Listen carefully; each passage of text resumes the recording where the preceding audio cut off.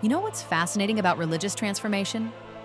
Most people think it's all about those dramatic mountaintop moments.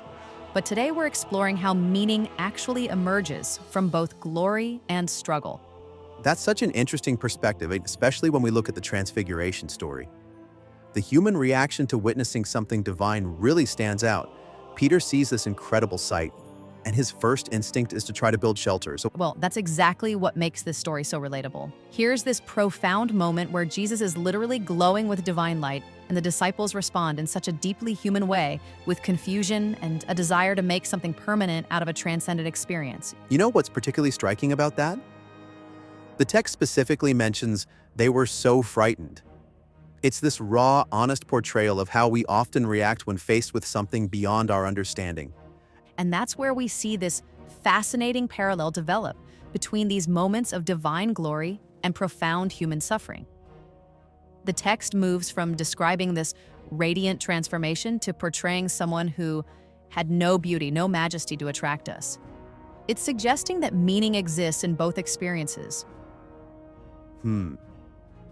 That reminds me of that powerful metaphor in the text about the wine and the corkscrew. Could you unpack that a bit more? Oh, absolutely. It's this brilliant illustration of how sometimes we need to apply more pressure, work harder at something. But it's not just about the physical effort.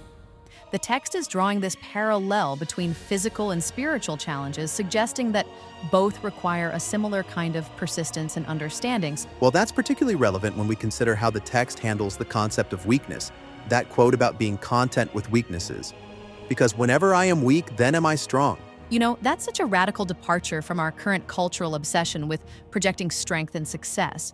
It's suggesting that true strength might look very different from what we typically imagine, which ties perfectly into that dramatic story about Elijah and the prophets of Baal. Right where the prophets are performing this elaborate dance, crying out, even hurting themselves to get attention, while Elijah takes a completely different approach.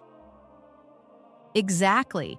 And what's really fascinating is how the text then transitions to addressing practical behaviors and modesty. It takes what could be read as restrictive religious rules and reframes them into something more universal, this idea of considering how our actions affect others. That's bringing up some interesting questions about how we interpret ancient wisdom in a modern context. Well, I think that's where the real power of these texts lies, in how they speak to something fundamentally human about finding meaning through both joy and struggle.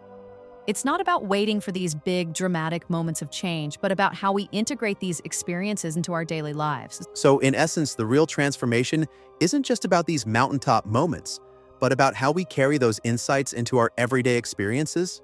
That's exactly it, and maybe that's the most profound insight here. The text seems to be suggesting that true transformation happens not in spite of our struggles, but through them. Whether it's through practical actions, personal growth, or how we treat others, it's all connected to this larger journey of understanding. And that brings us full circle to where we started with those disciples on the mountain, trying to make sense of something extraordinary. You know what's really beautiful about that?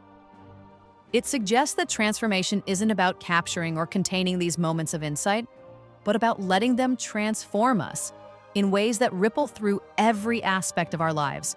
It's about finding meaning in both the extraordinary and the ordinary, the glorious and the difficult.